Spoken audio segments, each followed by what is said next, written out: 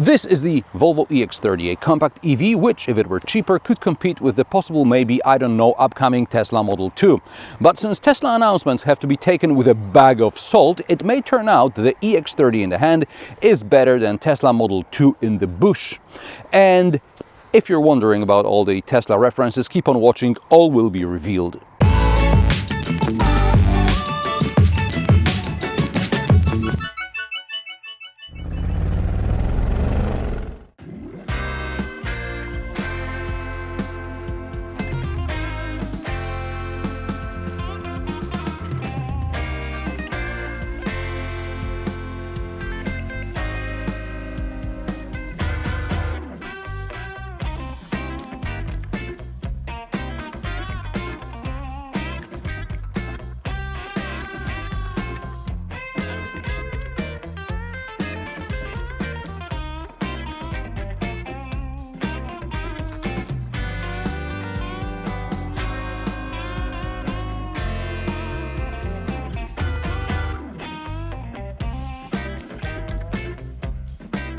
Volvo EX30 is made on Geely's C2 platform. Yes, that's the Chinese giant that owns Volvo. C stands for Sustainable Experience Architecture. Volvo boasts that during its life cycle, the EX30 emits the least in Volvo's EV range. Not that Volvo's an EV giant, but low emissions always make for a good press release that only people like me will read.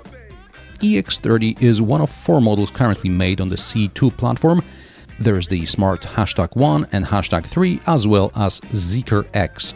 Since all are made in China, Volvo's scrambling to retool its Ghent factory in Belgium to start making the EX30 in Europe. This may or may not have something to do with the US introducing 100% tariffs on cars produced in China, and with Europe planning similar restrictions. At 423 centimeters in length, the Volvo EX30 is 19 centimeters shorter than the popular XC40 crossover. The EX30 is about the size of the Renault Megane E-Tech or VW ID.3. And for my US viewers, we're talking smaller than the new Toyota CHR. But regardless of the external dimensions, Volvo has some clever packaging which means better use of interior space than any of its competitors I have reviewed. Of course, some things could have been done better. For example, the frunk. Tesla taught us it's a nice-to-have feature. However, Volvo's frunk has an awkward shape, making it hard to fit even a charging cable. Now, I managed to squeeze it in, but if it was raining, I'd just want to chuck the cable inside and run into the car.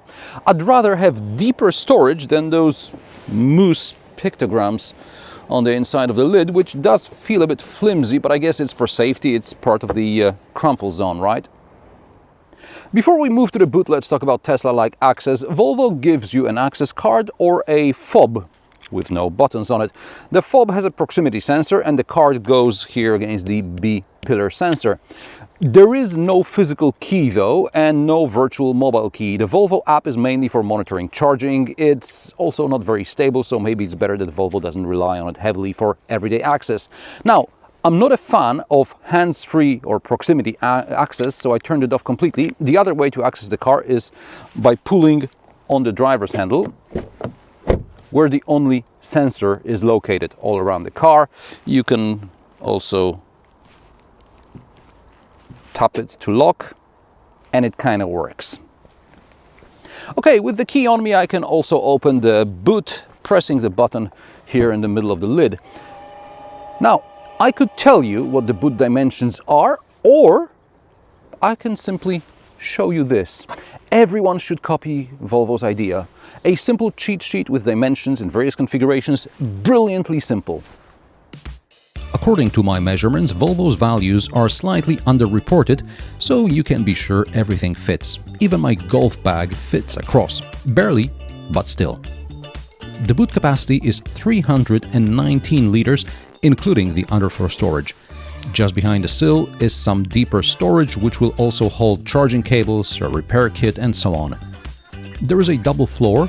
With the rear seats folded and the floor in the upper position, we get a flat loading area. Total volume with the seats folded and the underfloor storage is 904 liters.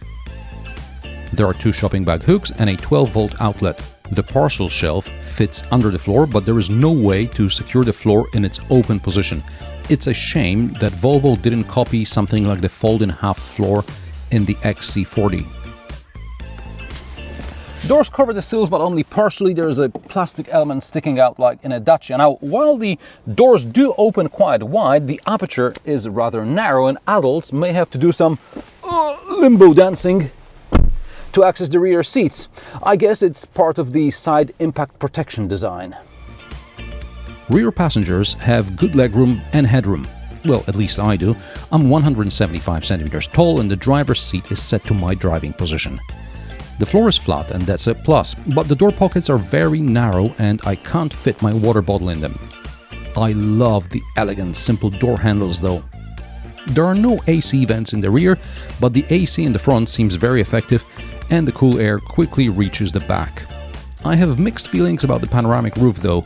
On the one hand, it makes the interior feel much more airy, but on the other hand, with the global warming and stuff, I don't know if a panoramic roof without a shade or at least photochromic setup is a good idea. More energy is needed to cool the interior in the summer and to warm it in the winter. In the configurator, I only saw a cover which you have to install yourself, something like in the Skoda Fabia with a panoramic roof. The rear seat splits 40-60, there is no armrest and no ski hatch. There are also no cup holders, not even one in the back of the center console. Here in the middle there are two buttons for side windows and two USB-C ports. There is also a smartphone shelf and a removable cubby, which could be a cup holder, but it only has more moose picks on it. And this is where things from one of the front cubbies will fall. There are also pockets in the front seat backs. Isofix anchor points are only on the rear seats, but not on the front passenger seat. I find it strange, especially in a Volvo. The EX30 cockpit also has a Tesla vibe. There is no display in front of a driver, not even a head-up display. It's a choice Volvo made because other models on the same platform have less minimalist cockpit designs. The central display and controlling everything from the screen is also very much from Tesla playbook. Would you like to set the mirrors? Choose the option on the screen and then use the buttons on the steering wheel. Tesla drivers know the drill. The main screen is the map. There is also a speedometer on top, and next to it is the driver aids view. At the bottom of the screen are shortcuts to some apps and features. Open the boot on the screen. Set the AC on the screen. And the hazard lights button is next to the rear view mirror, Tesla style. A growing number of car makers not only offer driver profiles, but also make design choices which strongly encourage drivers to set up and use those profiles. For example, using a Tesla without an app is a lesser experience. In the Volvo EX30, the app is not of the utmost importance, but in some cases, driver profiles help with everyday use of the car. Firstly, the operating system is Android Automotive. Volvo has implemented it better than Renault in Megane and Scenic E-Tech, but there are still some limitations, for example in filtering by charging station networks. Since it's Android, it's worth logging in with your Google account so that the car syncs with your search history, calendar, etc. Secondly, regardless of your Google account, if more people are using the car, the driver profile seems to be the only way to save your seat setting. That's for cars with electric seats, which means the top trim only. This could really have been a couple of buttons, physical or virtual, in the seat settings menu, but no, you have to have a profile or switch to the guest profile. Fortunately, the basic and middle trims have manual seats. I don't want this to sound like I'm criticizing Volvo, I'm rather describing the design choices, which are very different to what one would find in most cars. And no, I am not a fan, but I don't consider these choices to be a deal breaker. Especially since I dig the design outside and inside, maybe except for the lack of head-up display or some sort of driver cluster thing. Okay, so I'm not happy with the door pockets because while they are spacious, there is no divider of any sort inside, which would help to hold a water bottle upright. Besides the buttons on the steering wheel, there are also two stalks. Turn signals and wipers on the left, gear selector and adaptive cruise control on the right. Again, just like in a Tesla. Below the central display is a small glove box. Below that, a double phone cradle with one of the fields featuring a wireless charger. Tesla has those as well, but as far as I remember, both have wireless charging.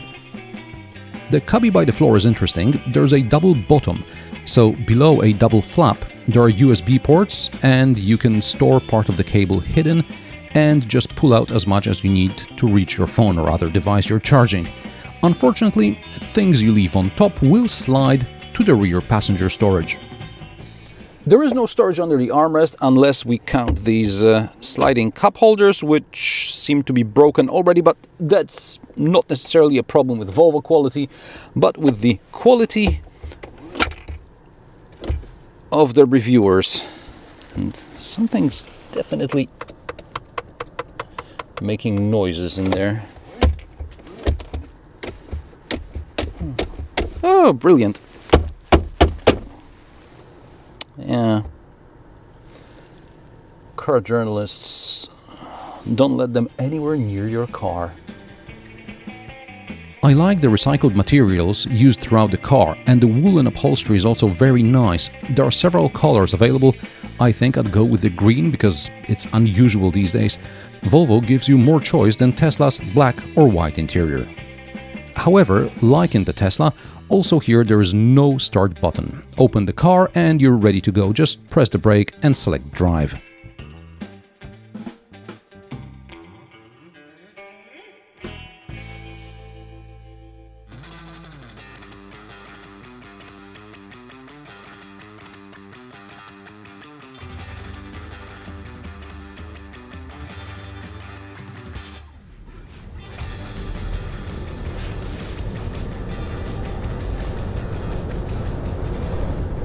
It's strange to drive without a speedometer in front of you, and that's why Mini offers a head-up display, and that takes care of it. Unfortunately, Volvo has followed in Tesla's footsteps, and you have to glance at the central display every so often, which then trips the driver attention monitor. Now, it's not as bad as I've seen in the first drive videos of other journalists, but the system is overzealous, and then I glance again at the central display to see what's the warning all about. The attention warning system can be turned off with a couple of clicks on the screen, and the ISA, or Intelligent Speed Assistant, can be assigned to a configurable button on the steering wheel. This button can also be assigned to one-pedal driving or an advanced driving data display mode. Assigning it to the latter is pointless, really. And as for one-pedal driving, it seems to be tuned for city speeds. Above 50 km per hour, the regenerative braking is not strong enough to completely avoid using the brake, so it's 1.5 pedal driving, let's call it. The driver assistance systems also seem to be tuned for the city. The adaptive cruise control only works up to 130 km per hour, and the lane keeping assist is quite aggressive. In addition, it sometimes tries to divert the car from the new lane to the original lane because the indicator stopped blinking halfway throughout the maneuver. Also, the traffic sign recognition system often displays incorrect speed limits. This is not the level of assistance I would expect from a Volvo. This is Tesla or a Chinese brand level of assistance. Some systems can be turned off, others can be made less aggressive, and some will remain in the selected settings even after restarting the vehicle. Others require clicking through the screen every time, like the distance from the vehicle in front for the adaptive cruise control. By default, it's set to the longest distance, which in Poland means that other cars have a lot of space to cut in front of you.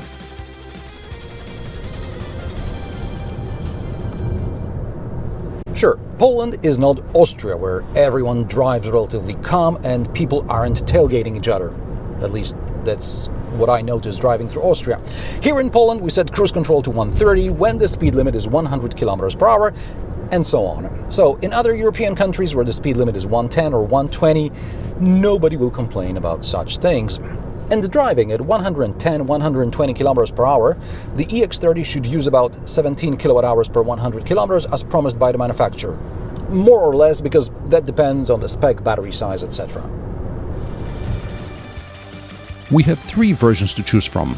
Single motor standard range, that's 272 horsepower, 49 kWh net, and a claimed range of up to 344 km. Single motor extended range, also 272 horsepower but 64 kWh net, and up to 470 km range. Twin-motor extended range, which outputs 428 horsepower, has a 64 kWh battery, and up to 450 km range. So, claimed range is achievable, at least during the summer, and as long as most trips are at moderate speed. The EX30 can tow up to 1,000, 1,400 or 1,600 kilograms, depending on the version, but all powertrain variants have a top speed limited to 180 km per hour. Volvo claims the EX30 will do 0 to 100 km per hour in 5.7, 5.1 or 3.6 seconds respectively. Today I'm driving the single-motor extended range, but all I managed was 5.7 seconds. While the tarmac was damp after the rain, I don't think there's over half a second in it. Perhaps Volvo has some limitations depending on the charge level, something like in the Cupra Born or the Skoda Enyaq RS, which deliver full performance only when specific conditions are met. Speaking of performance and battery capacity, let's talk charging. The base EX30 takes up to 11 kilowatts AC and up to 134 kilowatts DC. Extended range versions can charge up to 22 kilowatts AC and 153 kilowatts DC. This means charging at home, depending on the output, takes between 4 to 8 hours, and on a fast charger from 10 to 80% in about 26 minutes. The EX30 is well soundproofed, the driving is engaging enough when I feel like going a bit faster, and easy enough when I just want to get to my destination and deal with something else. The Volvo EX30 needs less than 11 meters to turn around between curbs. Short overhangs make the car feel much more agile and easy to maneuver. It also helps that this is the shortest Volvo since the C30 hatchback.